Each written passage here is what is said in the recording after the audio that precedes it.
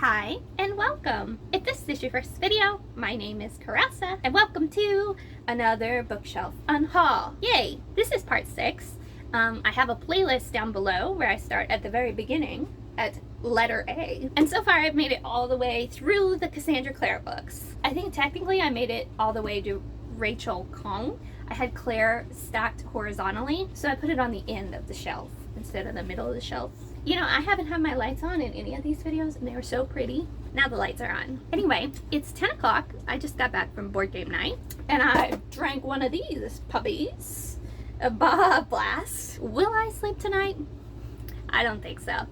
But I will get stuff done. And today, the thing I'm getting done is this bookshelf unhaul. So yes, we made it through con, and today we are going to start with this bottom shelf over here. Let me show you. I cannot fit myself and the shelf in the same shot, so you'll just have to enjoy that little teaser and bear with me as we go through the books. I also want to show you guys all the books I'm getting rid of. I've piled them up here because I've yet to take them to my local used bookstore because I'm bad. No, actually, I was waiting for the first of the month because they actually accept books at the beginning of the month. Tomorrow, I'm going to take this shelf of books and this shelf of books.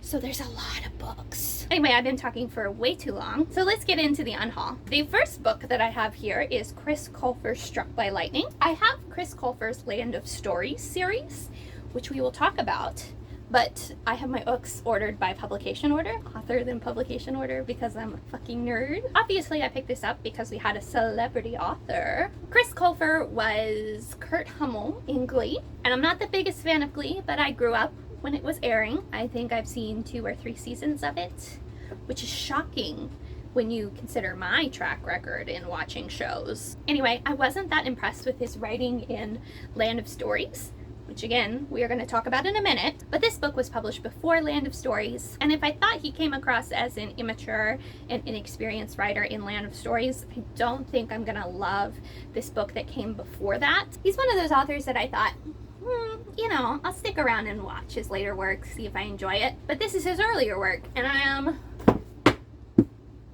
less interested in that. Woo! Next, we have books 1, 2, and 3 in the Land of Stories series. I read the Land of Stories book 1.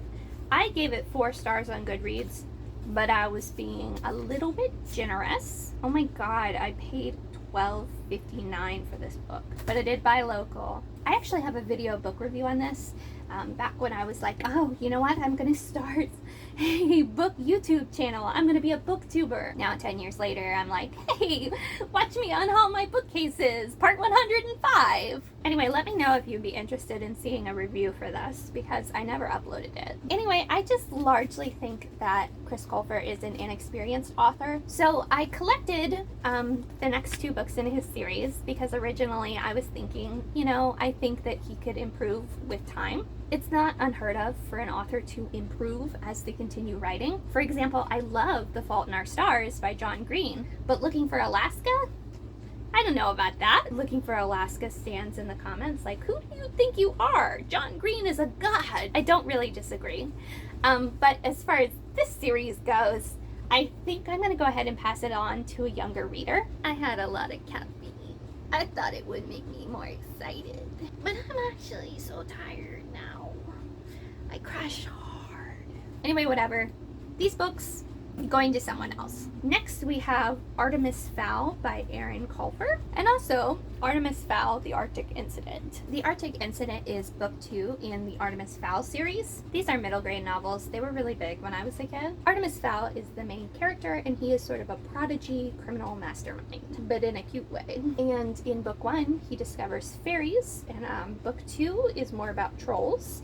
I read book 2. I gave it 3 stars. Here's what I'm struggling with. I definitely want to read the first book, just because it was a huge series when I was in elementary school, and I would like to have some perspective on it. And I think the second book may have been not as good because I hadn't read the first book. You know how sometimes when you're trying to catch up with the characters, you can't enjoy the story as much as you would if you had read it after the first book? So I think I'm going to keep Artemis Fowl, book 1, and I am going to maybe Artemis Fowl, The Arctic Incident. It is book 2. I don't think I will want to reread it. I have read it. I gave it 3 stars. But I don't know because I haven't read the first book. Next, we have The Supernaturalist by Colfer. This book came after the Artemis Fowl series. I've read the premise, and I'm not particularly invested in the premise. It's kind of dystopian. I just think this book would be better in the hands of someone younger.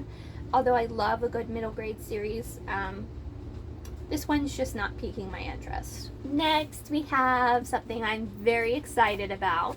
It's books 1, 2, and 3 of the Gregor the Overlander series. This is Suzanne Collins' series that came before the Hunger Games. Y'all know I am the biggest fan of the Hunger Games. I love Suzanne Collins' writing, and I love reading books from authors that I love. I already started Gregor the Overlander, and the little bit that I have read, I really enjoyed. I can't recall why I put it down. I think I was in a place where reading wasn't really working for me, and I wanted to save it for a time that I would really enjoy it. So, believe me, I'm keeping these babies. I love them dearly.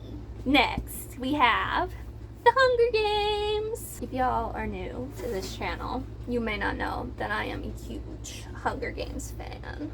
I have opinions about Mockingjay, and it's probably influenced by the fact that I read The Hunger Games, then Mockingjay, which is the third book, and then Catching Fire, which is the second book. Really impacted the way I felt about the series. But I am a huge nerd, and I wasn't a Harry Potter nerd, but truly this is the shit for me. This is where I excelled. Middle school was all about the Mortal Instruments. High school, the Hunger Games. I have 2 copies of the Hunger Games. One of them is my second printing copy. I read the Hunger Games second printing. I was before the hype, fucking loved it. But the other copy is my lender copy because people ask, and I tend to find that my lender copies get ruined. So when I have a favorite book, I will generally get a lender copy. So I am keeping both copies of the Hunger Games, and I'm definitely keeping Catching Fire and Mockingjay because even though these 2 books aren't my favorite, the Hunger Games as a whole is an experience, and I feel like you need all 3 books to get the story. I do not own the prequel, and I will eventually buy it. You know, I just own a lot of books, and I don't like buying things full price, and I'm not reading a ton anyway, so I will collect it eventually, just haven't yet. Next we have Speechless by Yvonne Collins and Sandy Rideout. Interestingly, I remember having read this book back in my book blogging days, but there is no review on Goodreads. It is not even on my own shelf. Anyway, I'm not sure if I've read this book or not. Either way, it's a romance, and I bought it because it had a pretty cover at a library sale in 9th or 10th grade, and I'm ready to pass it along to someone who will read it maybe in the next 10 years. Next we have a copy of Pinocchio by Carlo Collodi, illustrated by Charles Bogard. I don't think I've read Pinocchio, but I'm not sure. Y'all know that before I got Goodreads, I was reading everything I could get my hands on, so the memory is a little janky when it comes to those. I'm gonna rehome this with my large print books. It's not particularly large print, as you can see, but it's one of those storybook things where I really think it needs to be homed with the children's literature. So I will rehome that. I'll definitely be keeping that when I go through my children's literature, but it doesn't belong here, so it needs to move. Next we have The Foremost Good Fortune by Susan Conley. It is a memoir. I have read it. I won a Goodreads giveaway, and this is one of the first books that I won in that way. I'm not a huge fan of memoirs, and I did not particularly enjoy this book. I gave it 3 stars, and I wrote a review, I'm pretty sure. My review says it was a good book, just not one I wanted to read. Fair enough. I don't know why you applied to win it in a Goodreads giveaway if you didn't want to read it, but you know, whatever. When you first get on that Goodreads giveaway train, you are applying for every book. Anyway, we're almost to the end of the shelf, but this book I'm going to pass along, and someone who enjoys memoirs might enjoy it. The last book on the shelf is Seriously Wicked by Tina Connolly. I was so excited for this book, mostly because it had a cute cover. But to be honest, the plot is so up my alley. Sounds so cute. The romance is apparently very sweet and light. There's zombification, dragons, a phoenix. It all sounds very fun. A touch of magic, a little bit of romance, very middle grade. This is up my alley. I'm definitely gonna read this. So I'm keeping it. So that's the end of the shelf. Let me show you the shelf. This is the shelf now. And we got rid of 1, 2, 3, 4, 5, 6, 7 books. These are my unhauled books. All right. We started at COL, Colfer, and we're ending at CON, Connolly. So many books. So many books. I'm genuinely enjoying myself though. I am enjoying reading about all these books, getting them back in my brain. I really need to do a nonfiction edition of this. I'm not sure that nonfiction is as much fun as fiction, so I'm not totally sure about if I'm going to do that on camera or not. But that's that. I hope you enjoyed coming on this journey with me. I hope you had fun. I'll see you guys next week. Bye.